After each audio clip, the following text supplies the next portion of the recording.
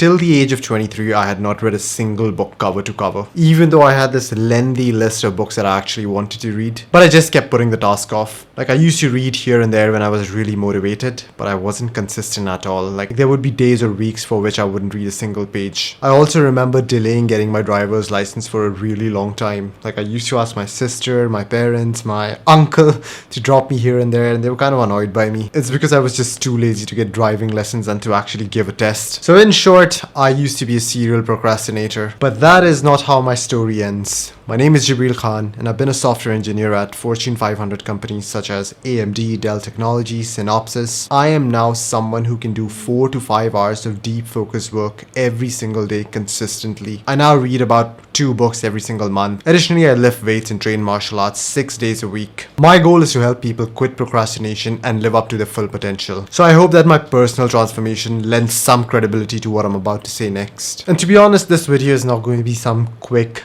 clickbaity 5-minute fix. I don't think so these things work in the long run, because I've been there. I've been a serial procrastinator. I've been in the war zone. I've probably tried hundreds of things, and I know that 99% of the things that you read on the internet, they simply were not working for me. So in this video, I'm going to talk about the 1% of things that actually did work for me, and I'm sure they would work for you as well. However, they are not quick fixes. They require some mindset changes, some lifestyle changes, but they're super worth it. So let's get right into it. You know, looking back at the past, I realized that whenever I had a particular task to do, or whenever I just used to think about a task, I used to think of that task in its entirety, like as a whole. For example, if I had to work on my thesis, like I had written down on my routine, hey, I need to work on my thesis, then I used to look at that task as working on a 120-page long report. Like, my thesis in its entirety is 120 pages with a bunch of references, with a bunch of figures, with a bunch of citations, and this is what I need to complete. Or if I had the task of like reading something, I'd planned that I'm going to read something, then I used to think of the task as reading a 300-page long book. What I then realized about myself was that when I view things as a whole, the magnitude, the difficulty of the task immediately seemed too much to handle. Like, I immediately got anxious and overwhelmed by that particular task, and I realized that I would avoid that task. I would delay it. If I had it planned for mornings, I would put it to afternoon, and if I had it planned for afternoon, I would shift it to evenings.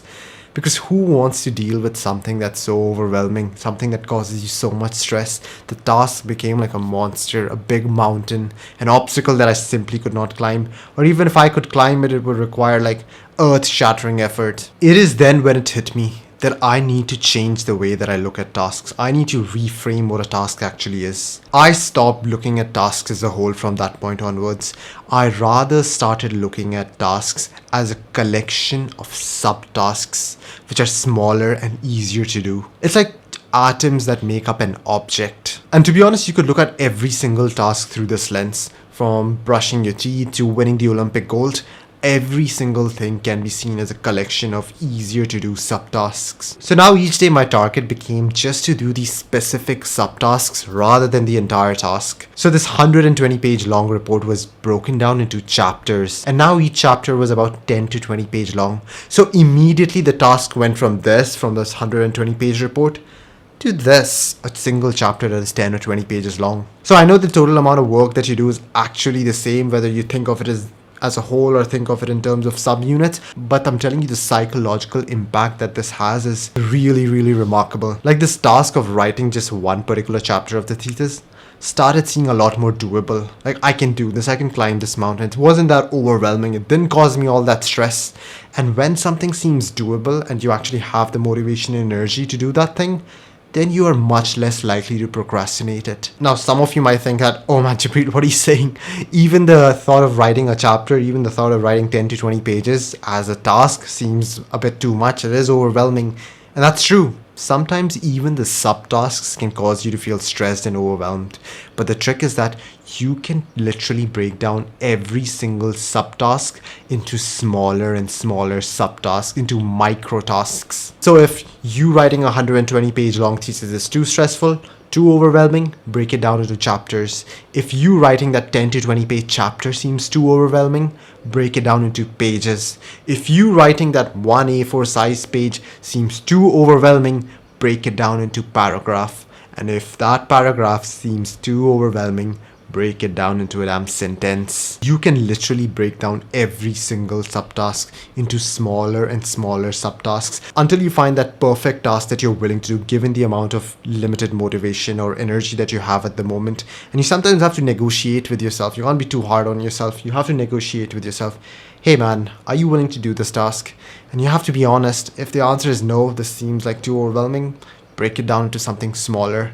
And eventually you will find the right thing which you're kind of able to do. You're like, okay, it's not too bad. I think I can just go through this thing. It's not going to be that painful.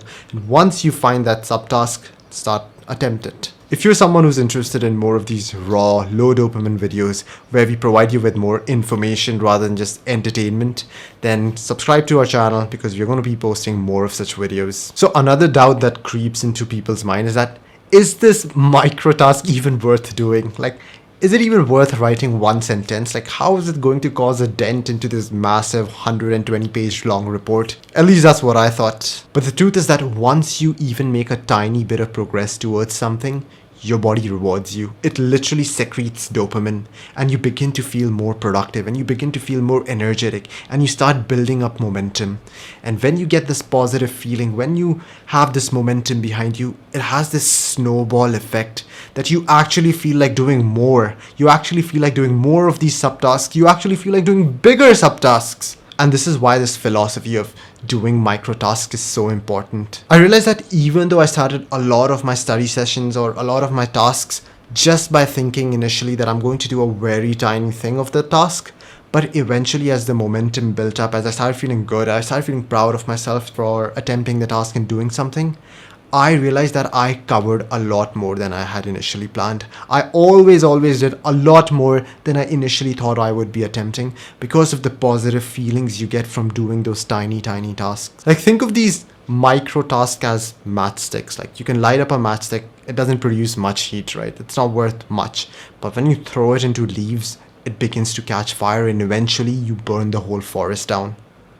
Okay, I know that was a horrible analogy, but you get the point, right? So think of these micro tasks as momentum builders. Once you actually build the momentum, the future you can actually manage to handle these big core tasks that will get you closer to your goal. So here are two of the lessons that I learned while implementing this philosophy. The first was that you are going to have so many days in your life where you just don't feel like getting off the couch.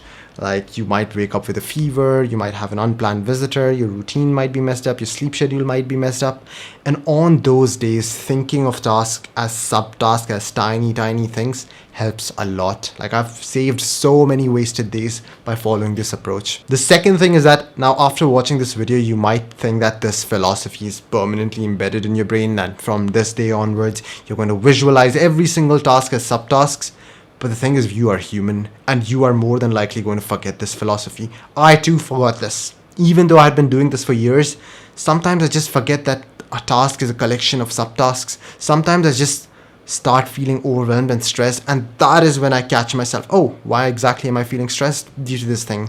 It's because I'm thinking of it as a whole. Then I start breaking it into subtasks. So be mindful of this. Be mindful of the emotions that you experience when you think of a task. If you feel overwhelmed, if you feel stressed, quite likely could be because you are thinking of the task as a whole. If you're someone who's ambitious, like you really want to accomplish a lot in life, but procrastination and bad habits, they're just really pinning you down, then make sure that you click on the link in the description and book a free one-on-one call with me. In this call, we'll discuss where you are currently in life and what exactly your goals are, and perhaps we can help you achieve them.